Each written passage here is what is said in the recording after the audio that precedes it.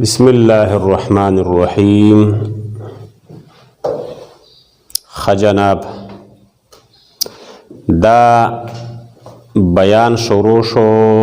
د توابعو. توابعو دا داسې سیزونه دي چې دا د مخ کې اسم تابع وي، د مخ کې سیز تابع وي. کو مخ کې اسم د دین مرفوع وي نو دا بم مرفوع وي، ځکه تابع دی کنه. توابع دا جمع دا د تابع. کو هغه منصوب وي دا بم منصوب وي، کو هغه مجرور وي دا بم مجرور وي. دا د هغه تابع دی. تابع شي دا بم چې کوم دی سم سبای مخکې سره تابع نه هغه هم سم دی، دا هم سم دی صفات موصوف نه. دغه مسله پکې نشته چې هغه اسمي نو دا بم اسمي. دا د تابع او د متبوع په میز کې دغه شرایط نشته. صرف دا مسله ده چې هغه په کوم حالت کې وي نو دا بم په هغه حالت کې وي. داسې هم راتلی شي چې مخکې اسم راغلی او وروستو تابع جمله راغلی، جمله وي جمله فعلیه راغلی، داسې هم کیدی شي. دا پکې لازمین ده چې مخکې مطبوع د اسم وي نو دا به هم اسم وي. نه، صرف دا مسله پکې ده چې دا به د مخکې تابع وي په اعراب کې، دا به د مخکې تابع وي په اعراب کې. هغه باندې چې کوم حالت راغلی دی نو هغه حالت به په ده هم راځي. هغه مرفوع دی دا به هم مرفوعي، لیکن هغه به اوریجنل مرفوعي. هغه به صحیح اوریجنل کم چې عامل داخل شوی دی او کم عامل د دې هغه مطبوع لا رفع ورکړی دا نو دا به هم مرفوع وي. دا به صرف د دې وجې مرفوع وي چې د دې مخکني سیزه د دې مطبوع د تابع دی، د دې وجې نه چې هغه عامل په دې داخل شوی دی او په دې داخل شوی دی. داسې به نه، بلکې دی به د مخکني مطبوع تابع وي. نو په دې کې یو پکې نعت دی. نعت ته مونږ صفت وایو. صفت مونږ به عام صفت استعمالوو. کوم ځای کې چې نعت رالی نو هغې ته به مونږ صفت وایو. او دا نعت چې د چا وي هغې ته منعوت ویلی کېږي، مونږ به دلته ورته وایو موصوفو. دی استعمالوي لفظ د نعت منعوتو، مونږ به استعمالوو صفت موصوف چې خبره لږه اسانه شي. ترې مخ کاره کا او که نه.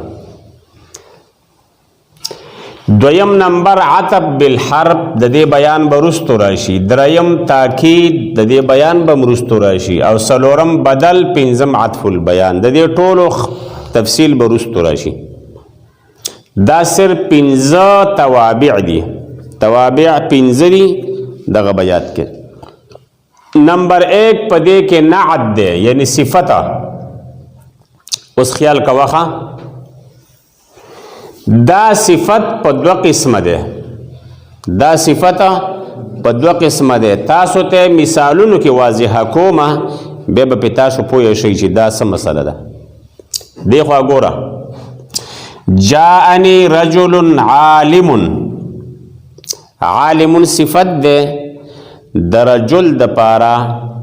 رجلن ته به مونږ ووایو موصوف او دی عالمون ته به څه ووایو صفت. دا عالمون ډایرک د دې موصوف د پاره صفت واقع شوی دی. د دې رجل د پاره صفت دی دا عالمون. یعنی عالمون چې صفت واقع شوی دی په حقیقت کې نو د مخکې موصوف د پاره واقع شوی دی. خبره باندې پوه شئ. عالمون صفت دی د چا د پاره؟ دا د موصوف د پاره. بعض وخت کې دا صفت چې دی کنه، صفت دا په حقیقت کې د دې موصوف مت متوجه، په حقیقت کې د دې موصوف صفت نه وي، د دې د متعلق صفتی. څه مطلب؟ ګوره زه ستا صفت کومه چې ته ښه سړی یې. ګوره ښه سړی، ښه دا ستا صفت شه کنه. اوس زویما اوس د صفت کوما یره د رور ډیر ښه سړی دی خیال کوه دا د صفت دی دا د صفت ما وکړه اوس کو زویما چې د رور بد سړی دی دا پې خفه کېږي نه خفه کېږي ولې ما د ځم بیان که ځکه پې خفه کېږي د په حقیقت کې دا چې دی که نه دا زه چې کوم صفت بیانوم چې د رورو ښه سړی دی نو دا خو ستا صفت شو خو ستا سره چې د چا تعلق دی د رورو ستا د متعلق صفت شو یعنی صفت په دوه قسمه شو یو هغه چې د موصوف صفت وي بل د موصوف د متعلق صفت وي پوه شئ لکه تا سره د ویښتو تعلق شته دی کو نشته زه ستا د ویښتو صفت کومه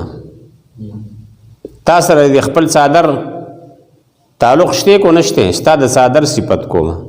تا سره د کور تعلق شته د کور صفت دلګم دا ستا صفت شو کنه دا ستا صفت دی خو په حقیقت کې چې وګورې دا ستا د متعلق صفت دی ما خو د کور صفت وکړل چې کور مزیدار دی ته خو مې یاد نه کړې خو بیا دې بل طرف ته چې ګورې ستا صفت هم شه که نه نو صفت په دوه قسمه شه یو صفت د موصوف دویم صفت د موصوف د متعلق یعنی صفت د متعلق د موصوف شه پوه شو پې ته پوه شو لکه یو صفت د موصوف شه او دویم صفت د موصوف د متعلق شه دا اوس جدا جدا سیزونه دي او جدا جدا روان دي دا ګوره دا جدا شو او دا ورپسې دغه جدا ده د دې مثال خو جاءني رجل عالم اوس ګوره دې هم متوجه شو په دې صفت او موصوف کې به په څلورو څیزونو کې مطابقت وي دا صفت او موصوف یادو دا چې کوم د اول قسم دی دې قسم کې د دې موصوف او د صفت په منځ کې به په څلورو څیزونو کې د دې مطابقت وي څلورو څیزونو کې به دې مشترک وي چې په دې یو کې وي نو په دې بل کې به هم وي څلور څیزونه به په دې کې موږ راوباسو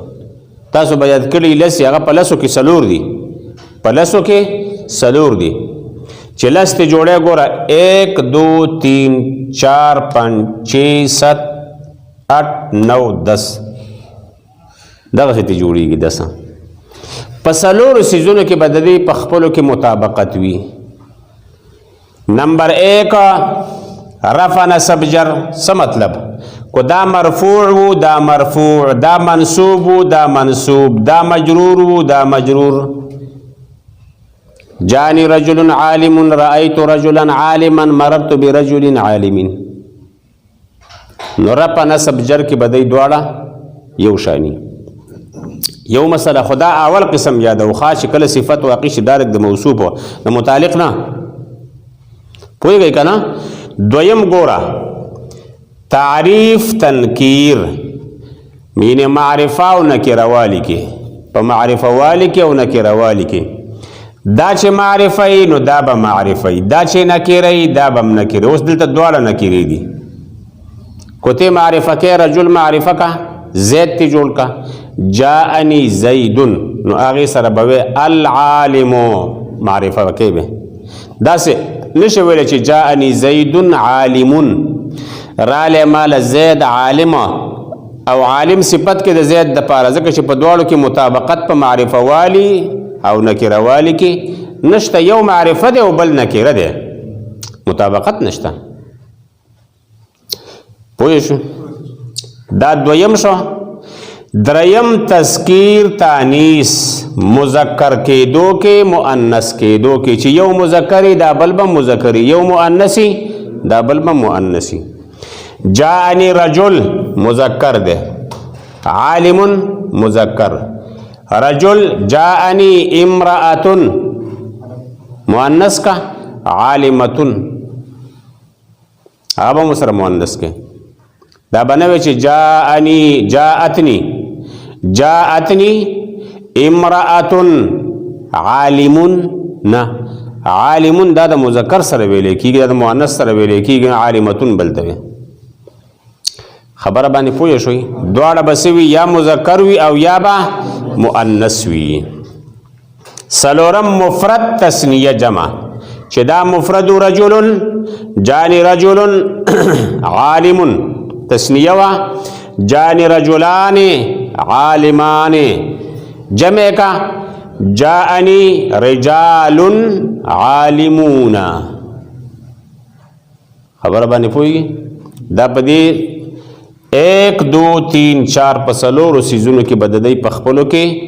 مطابقت وي دا خبره ختم شوله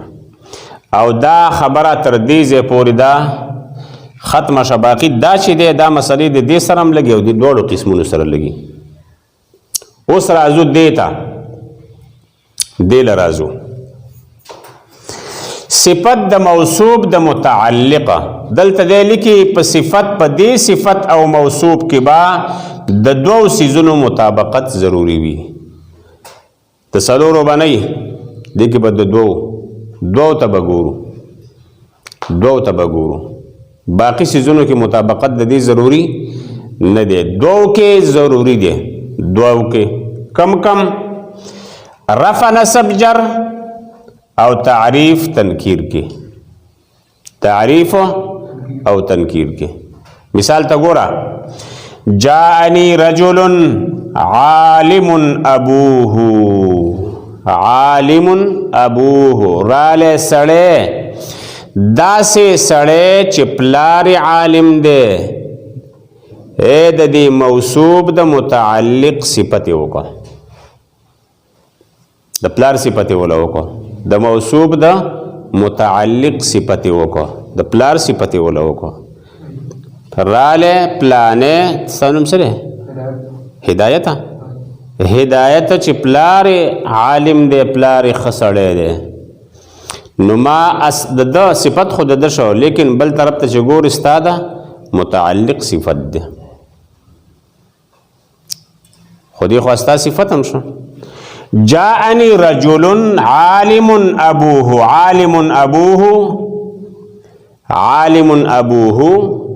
عالم صيغه د صفت ابوه مضاف الیه دا ولا فاعل له دا دواړه شته یو ځکه نو دا با صفت شي د پاره د رجلن رجلن او التم موصوف صفت دغه موصوف او صفت فاعل بشي د پاره د جاء ترکیب دا شي کیږي دلتم دغه مسله ده اوس د عالمون ابوه دا عالمون براوالو د دې عالمون د دې اول ټکی او د دې رجل د دې موصوف په منځ کې به مطابقت د دوو سيزونو وي یو معرفه نکره رجل نکره دی عالمون نکره دی کوته معرفه کې نو عالمون معرفه کا جاءنی زید عالم ابوه العالم بمعرفه کې به ځکه چې دلته په تعریف او تنکیر کې د دې مطابقت ضروری دی او باقی را پر نسب جر ده رجلن دیوه عالمون بوه رأيت رجلا منصوب عالما بوه مررت برجل عالم ابوه دا بوه نو پر نسب جر کې باقی په مفرد تثنیه جمع کې د دې مطابقت ضروری نه ده دا به یو شانی دا به بل شانی او کو یو شان ته خو ډیره خدا کو بل قسم راته ډیره خدا او په تذکیر او تانیث کې د دې مطابقت ضروری نه ده خبره باندې پوه شو دا دو قسمونه د صفت شو د صفت دو قسمه یو صفت د موصوف په دې کې مطابقت د سلور سيزونو ضروری ده او بل صفت د موصوف د متعلق په دې کې د دوه سيزونو دو مطابقتونو بده کی راځي خبره ختم شوه پوه شئ په راشه د اعلان دی خبره ته دا نعت چې راځي دا صفت چې د دې دپاره موږ واقع کوو یا دلته دا صفت واقع کوو د دې مخکې دپاره د دې فایده څه ده موږ وایو د هغې صفت کوو که دا پیدا ده که نه دا خو پښتو کې دا پیدا ده هلکه د صفت څه پیدا ده بس د هغې صفت موږ کوو نو او اوس دلته ګوره دلته وی تخصیص د منعوت د منعوت څه مطلب د موصوف د موصوف تخصیص کوي د موصوف خاصواله راولي کو دواړه نکیرې وي یعنی موصوف او صفت کو نکیره وا نو دې کې معنی د خاصوالی رااله موصوف او صفت دواړه نکیره وا نکیرې ګور راځي کله نکیرې دي کنه دلته جاءني رجل عالم دا رجل موصوف ده دا نکیره ده عالم صفت ده دا نکیره ده دې صفه د مونږ راکړه نو دې کې تخصیص رااله مال سړی کو ته تش دا و چې رااله مال سړی نو هر قسم ته پکې داخلي کنه هغه پکې داخلي دا پکې داخلي دا پکې داخلي دا پکې او چې ته و رااله مال سړی عالم نور ته خارج شو کنه دا باقی افراد چې کوم یو دي کنه د رجل دا باقی کسان چې کوم دي چاته چې رجل ویل کېږي نو باقی کسان پکې را نغلو صرف عالم رااله نو پر رجل کې خاصواله پیدا شي پر رجل کې خاصواله پیدا شي پوه شوي په دویم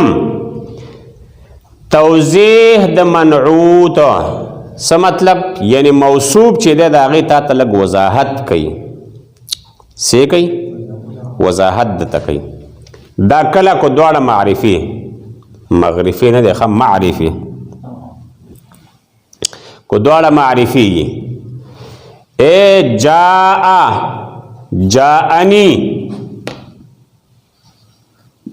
زید او العالم زید العالم ویل کېږي ښه دا جدا مسله ده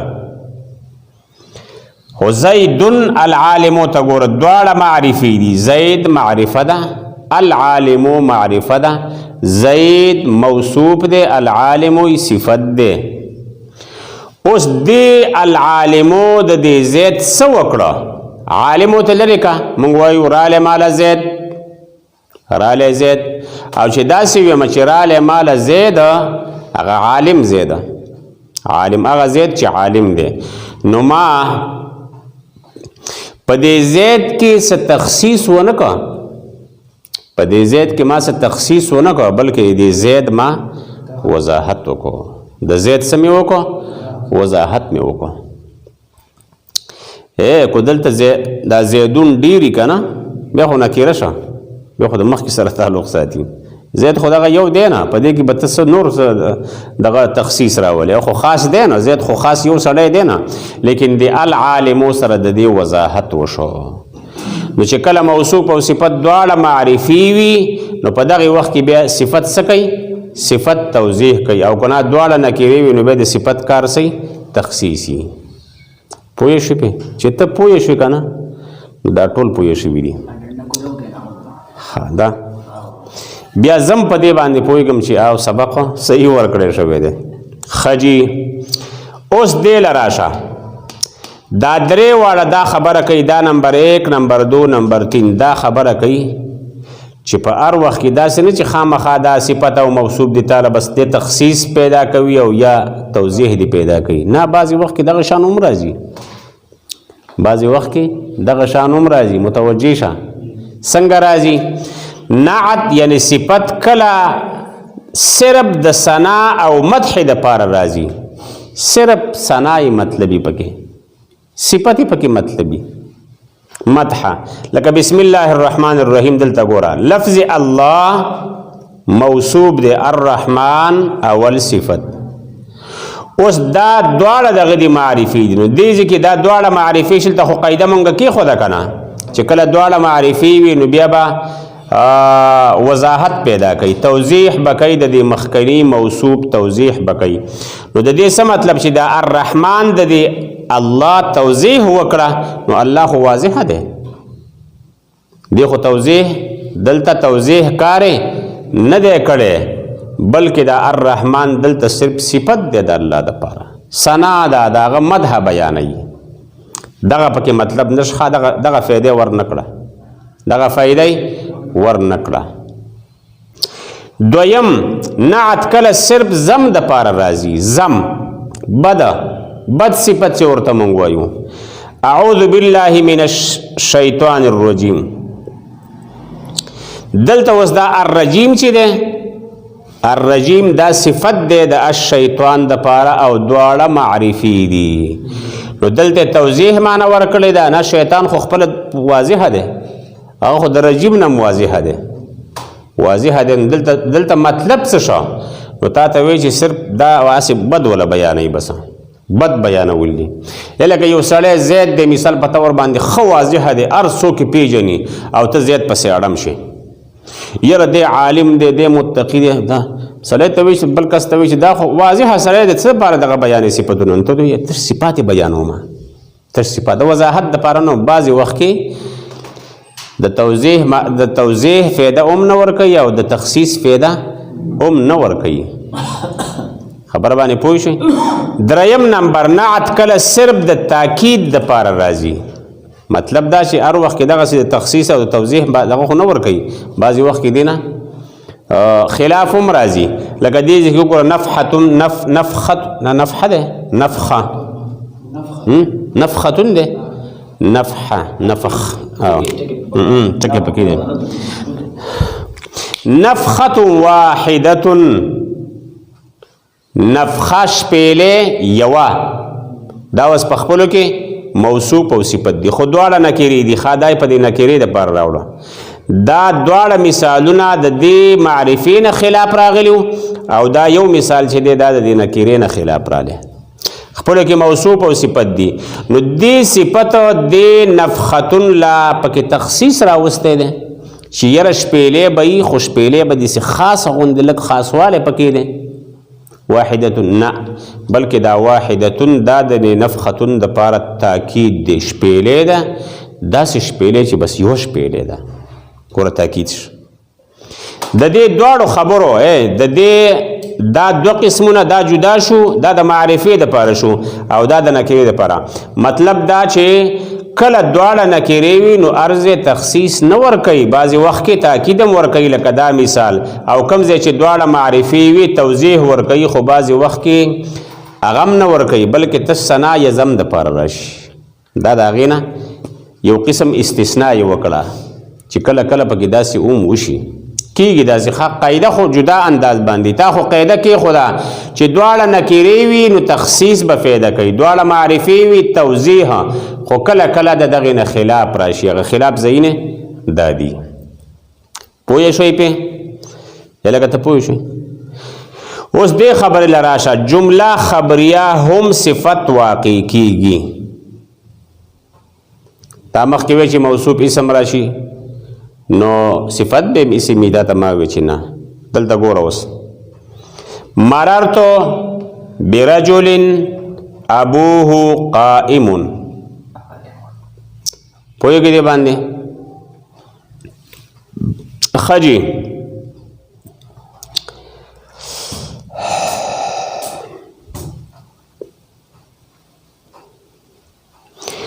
اوس دې ځای کې ته وګوره دې ځای کې وګوره مررت برجل ابوه قائم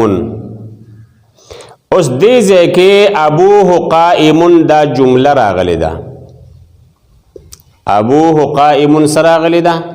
جمله راغلی او جمله کومه جمله ده جمله اسمیه ده ابوه قائم مضاف مضاف الیه دا مبتدا شوله ابوه عالم او دا خبر شو دا جمله اسمیه ده کنه خو دې ته جمله اسمیه خبریه ورته ویل کېږي جمله خبریه چې دې کې اسمیه هم راځي او دې کې فعلیه هم راځي دلته وګوره مررت برجل قام ابوه قام ابوه دا جمله فعلیه ده دلته جمله فعلیه رااله او مخکې جمله اسمیه ده دا جمله فعلیه شوله او دا جمله اسمیه شوله دا الته ابوه عالم جمله اسمیه د دې رجل دپاره صفت واقع شوی دی او دلته جمله فعلیه د رجل دپاره صفت واقع شوه ده پورا جمله ده جمله خبریه وای جمله اسمیه جمله فعلیه څه ویل کیږي جمله خبریه جمله خبریه صفت واقع کیږي صفت واقع کیدی شي د دې وجه جمله خبریه چې دا وی دا د نکره په قوت کې ده ښا دا د نکره سره ده دا وی نکره سوي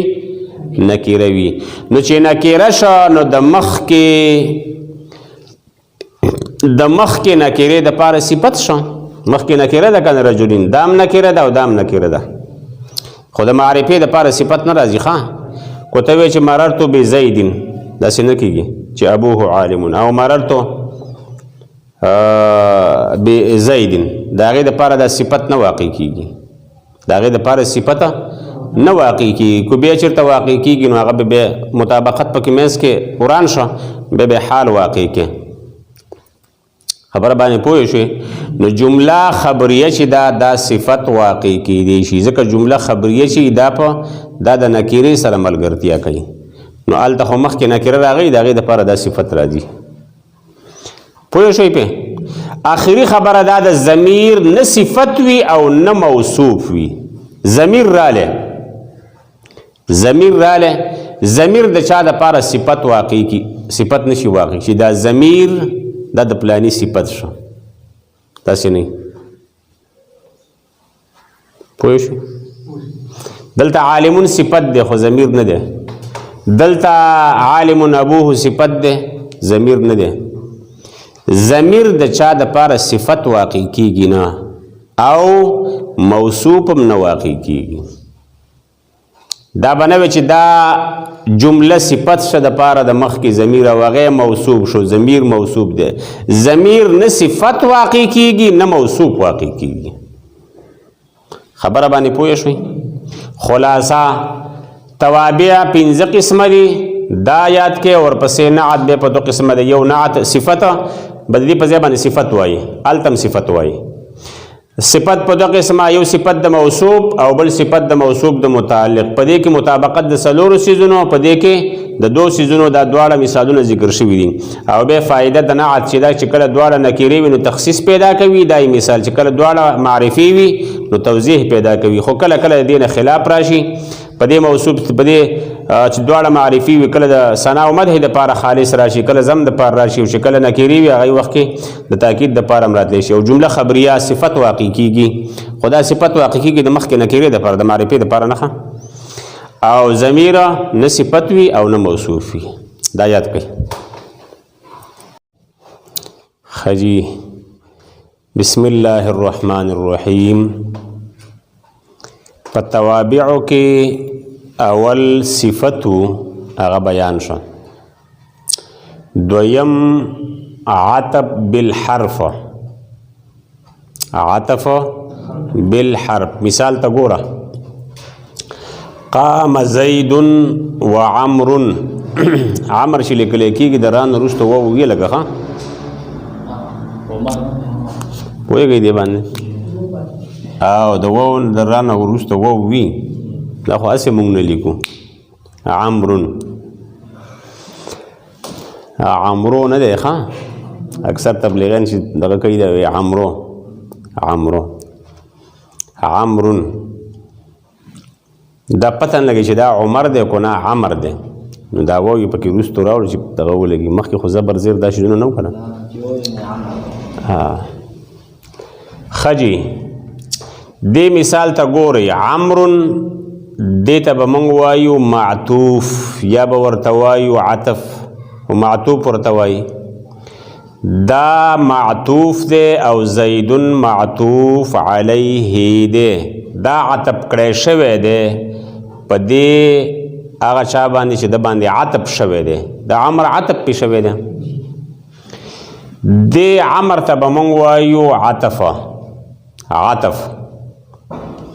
او دا عطف چې په دې معطوف علیه باندې شوی دی نو د حروف عاطفه په ذریعه مېز کې حروف عطف راغلي دي دا او معنی چې ورکوي پلانې رالی او پلانې رالی بیا پلانې رالی پس پلانې رالی دا مختلفې معناګانې دلته دي که نه حروف عاطفه دا دي حروف عاطفه واو فا ثم حتى او اما ام لا بل لكن خو خیال کوا تب وی چې واو حروف دغه کیو حروف جارو کې واو شتا فا پکشتا فی پکې ده کنه او دا سه ور پسې شو حتام پکې ده حتی پکې ده او لا نفدا نو دلته چې کم دا حروف رالو نو دا حروف دلته د عطف کار ور کوي بل ځای کې به بل کار ور کوي بل ځای کې به بل کار ور کوي خو دلته د عطف کار ور کوي معلومیږي دا چې دا واو چې دا په بلا قسمونو ده بعض ځای کې جر ور کوي البته به تمون حروف جاره ورته وایو بعض ځای کې د عطف کار کوي جر نه ور کوي دلته ګوره کنه واو راغی جر نه ور کړي کنه تش د عطف کار کړي انت به درست نو دا معلومه بهر حال دیتا مونږ معطوف یو دیتا معطوف علیه ورته وایو دا معطوف چې کوم ده د عطف بالحرف دا یو ده دا معطوف دا د حروف عاطفه په ذریعہ باندې په مخ کې عطف شوی ده ذریعہ او سبب څه شی ده حروف عاطفه او دغه حروف عاطفه دي دا پس د حروف عاطفه او ذکر وی دا معطوف دا د حروف عاطفه او پس ذکر وی حروف عاطفه دا دي خبره ختم شوله بل خبره معطوف او معطوف علیه یعنی دواړه مقصود وی څنګه مقصود وی خیال کوي خاروستو بتاسو ته باز راشي چې دا رستو سیز مقصود دی او دا مخ کی سیز مقصود نه دی څه مطلب ودرې د زید یعنی زیدم ولال دی او عمر ور سره ولال دی یعنی دواړه ولال دي دواړه مقصود دي زمونږ په دې خبره کې عمرم ولال دی او زیدم ولال دی یعنی معطوفم ولال دی او معطوف علیه ولال دی په کلام کې دواړه مقصود دي ښه دواړه مونږ یادو یعنی دواړه مونږ یادو دواړه مقصود شو مثال قام زید و عمرو عمر پس د حروف عاطفه نه راغله حروف عاطفه کې دا و راغله ده او په دې کلام کې معطوف او معطوف علیه دواړه مقصود دي زید ولال له او عمر ولال دي دا نشي یا زید تش ولال له او یا تش صرف عمر ولال له خبره ختم شو بل خبره طرف تراشي مثال تراشي تاسو مثال کې پویو مخه دلتا مثال ما ولیکو جئتو وزیدن خیال کوا جئتو وزیدن زما مقصد دا ترکیب غلط دی ښا خو تاسو په پویوم جئتو فعل فاعل زویم زم رالم او زیدم راله خو ما سولی که جئتو رالم زو فعل فاعل دیزی کی فاعل چی دے دا متصل لے ضمیر متصل لے سشے دے ضمیر متصل خیال کا وخا زیدن داد دی وو پا ذریعہ عطب شو پا دی تو باندے عطب پا کم ضمیر را لے پا مرفوع متصل را لے پچا را لے پا مرفوع متصل کله چې عطف په یوازې په مرفوع متصل نه بلکې تش متصل باندې راځي خو دلته مرفوع متصل ده دا ځای به حل کو عطف راله په ضمیر مرفوع متصل چې په ضمیر مرفوع با متصل باندې عطف راشي نو دغه سي عطف نشي غستله د به ډېر کمزورې ما دا سکیدې نشي جئتو دا فعل وی چې یرزا خدای لما دغه ور کړه رفع هم ول ور کړه خو لکه د دې د عرب اوس دومره مضبوطه نه ده چې دا زید په دې تو باندې مونږ عطف کو دا تو چې دی دا یو قسم سبب وګرځي د مخ کې د رفع د پاره لکه دا زیدون چې دی دا د تو په ځان نشي کله کوله کمزور دی مطلب دا چې کله عطف وشي په ضمیر متصل باندې نو نشي کېدی ضمیر متصل باندې عطف نه کېږي نو څه به کوو دا ضمیر متصل چې دی دې سره به موږ دقه شان دی چې کوم دی خو متصل دی خو د سره به موږ یو ضمیر راوړو چې هغه به وي منفصل موږ به دې تو سره راوړو ضمیر منفصل نو جئتو تو اوس په تو کې کم ضمیر دی انا نو انا به صفا راوړو نو دا شو جئتو انا جئتو انا اوس خیال کوه دا جئتو دا تو چې شو دا مؤکد شو د دې تاکید وکړی شو او انا د دې دپاره مؤکد دی ده وله تاکید وکړو مؤکد او تاکید دواړه به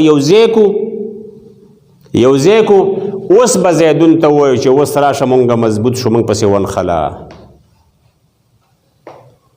نو عطف صحیح نور دغسې عطف صحیح کیدی نشي اوس ځان پویه کا په ضمیر متصل باندې عطف نشي صحیح کیدی تر دې پورې چې د ضمیر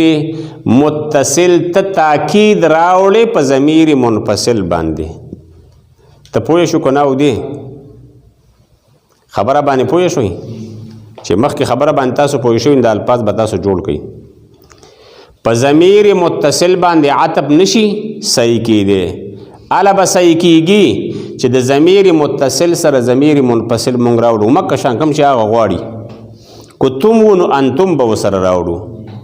کو مثال په طور باندې ضربناو نو نحنو به ورسره مونږ راوړو بل ضمیر منفصل به د باقي په شان مونږ راوړو نو هغه به خپلو کې مؤکد او تاکید بشي نو بیا به دا ورپسې عطف کولی شو دغسې عطف صحیح کیږي نه خبره باندې پوه شئ لکه جئت و زیدون ترکیب غلط دی دا ترکیب غلط ولې غلط دی ځکه چې د زیدون عطف په تو باندې شوی دی او تو خو ضمیر متصل دی ډایرکټ په دې باندې نه کېږي د هغې دپاره ته تاکید واقع کا نو بیا پې عطف کېږي تاکید څه دی انا نو جئت انا و زیدون صحیح ته پوه شوې تم پوه شوې جئت انا و زیدون صحیح دلته ما لیکل دی جئت انا و زیدون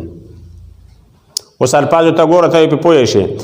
کله چې په ضمیر متصل عطف کولی شي نو د هغې با تاکید راوړلی شي په ضمیر منفصل سره اوس په الفاظو باندې پوه شو صحیح پوه شوې ته پوه شوې لږ نیغ شه ډډم لګولې ده دا خبره ختمه شوله دویمه خبره دا ده متوجه شه زه دې په مثال پویوم ښه بیا دا الفاظ آسان دي کو الفاظ د مخکې وي من په دې تاسو نشم پویولی طاقت مې نشته چې په دې الفاظو هم پوه کړم خو مثال به در کوم دله بیا په هغې اوس بل مثال ته وګوره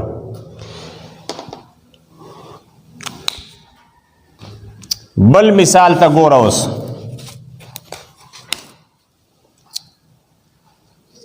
مررتو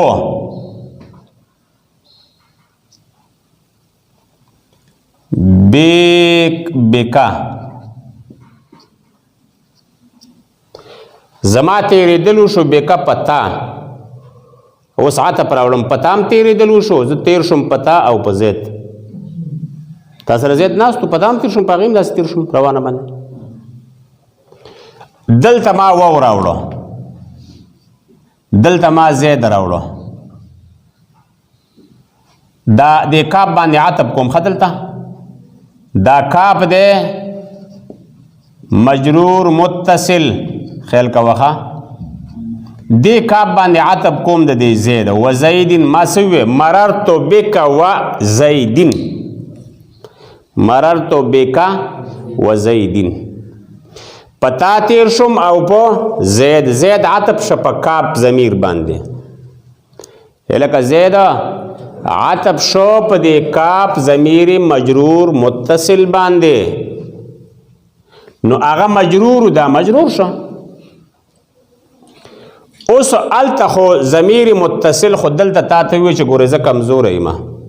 ما نه به واوړې دغسې عادت به په ما باندې نه کې او که همداسې چې پلینکوټ شاته ډاله پسې ونښلې او هغه ډاله چې هغه پلینکوټ پسې نښتې نه وي او تا ځان سره ښکته وغورځوي نو اول به ته ډاله مضبوطې پلین کوټ سره پوهېږې دلته مجرور متصل هلته خو دې چغې ووالې چې سیز ما سره مه لګوه ما سره به بل سیز نه راوړې بیا کار صحیح دی نو هلته مجرور متصل هم چغې شروع کړي چې نه ډایرکټ ما سره کار مه لرې مال هم څه راکې ما سره څه ملګری ولګوئ نو دته ووی چې دته مو ووی چې تا سره به ملګری داسې وکړو چې تا باندې مخکې کم حرف جار داخل شوی دی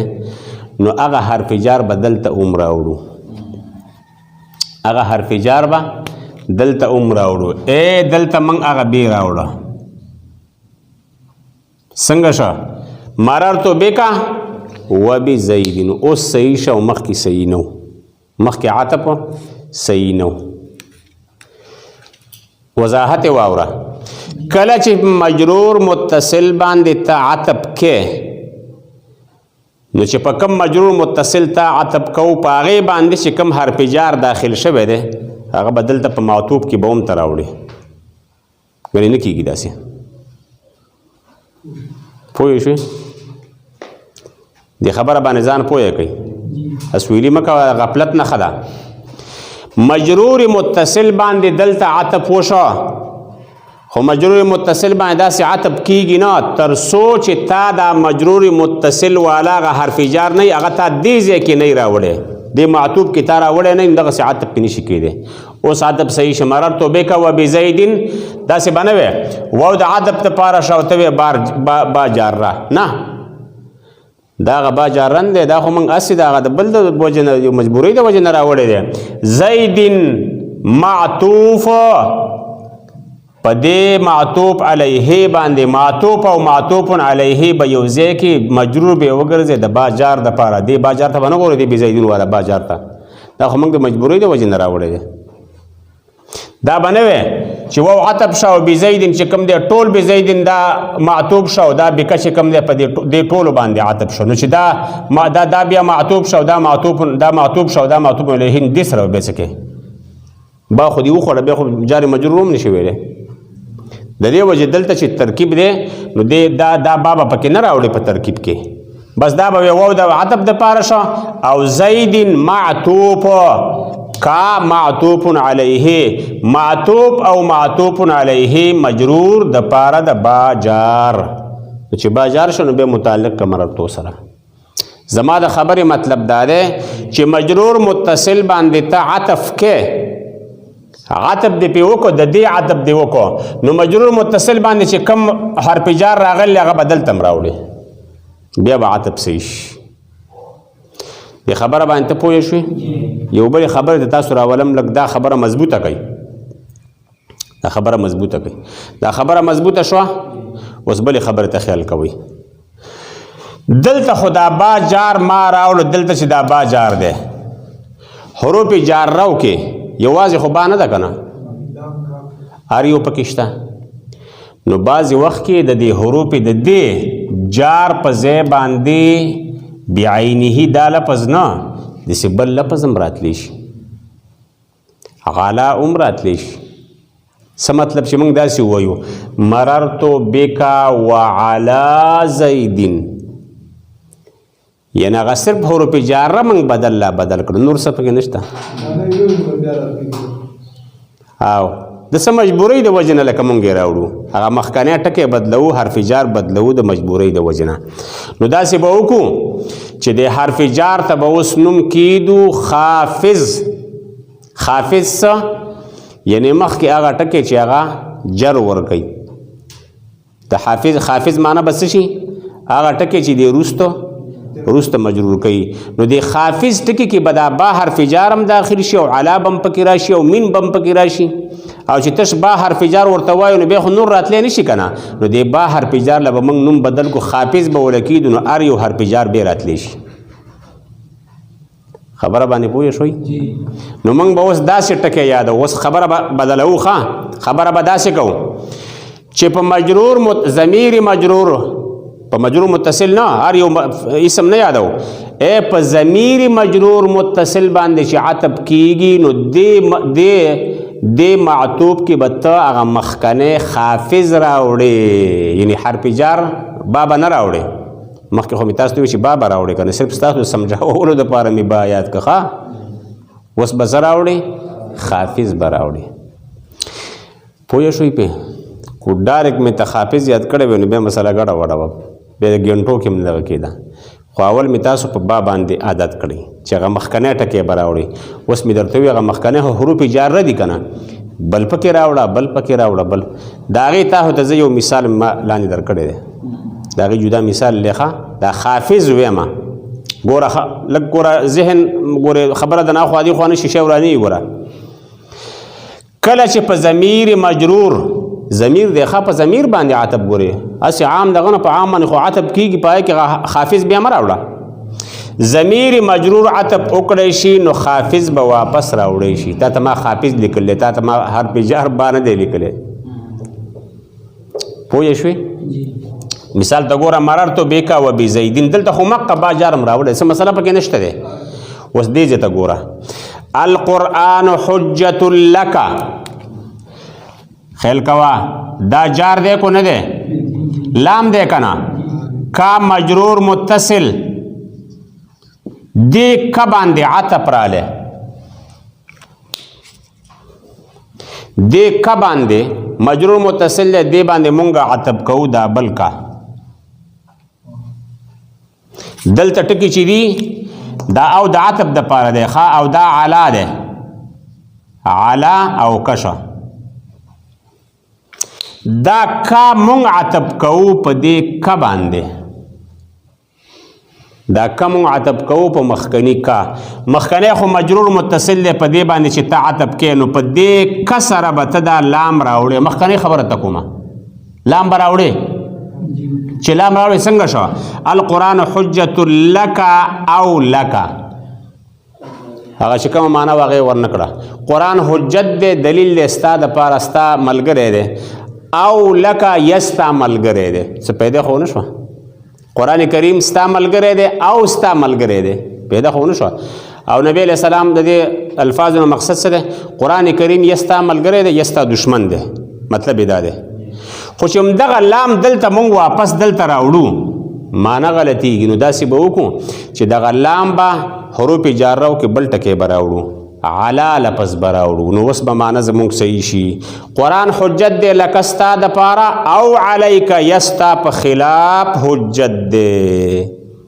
نو دلته مونږ د لام په ځای باندې د حرف جار مونږ بدل که علا مونږ راوړو مګه حرف جار دی نو چې الفاظ بدلو دلته الفاظ بدلو د لام په ځای علا نو هلته به د حرف جار د لام په ځای باندې به مونږ حافظ ولګو نو په حافظ کې به ټول شیزونه راشي حروف جاره به پکې ټول راشي دا فایده به پکې مونږ ته وشي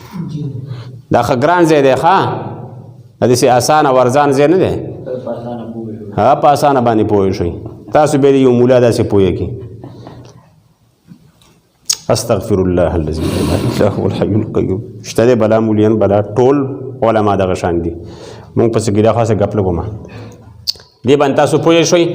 کله چې په ضمیر مجرور عطف وکړی شي نو حافظ به واپس راوړلی کېږي هغه به خلک ځای ځای ته ګوري که مقه حافظ همغه ټکی دلته راوړې او معنی صحیح ده خو صحیح ده که نه څه ضرورت دی چې موږ بل پسې ګرځو او که نه هغې دلته معنی صحیح نه ورکوله نو هلته به هغه بدلو را بدلو سمجھے نور پکې څه شته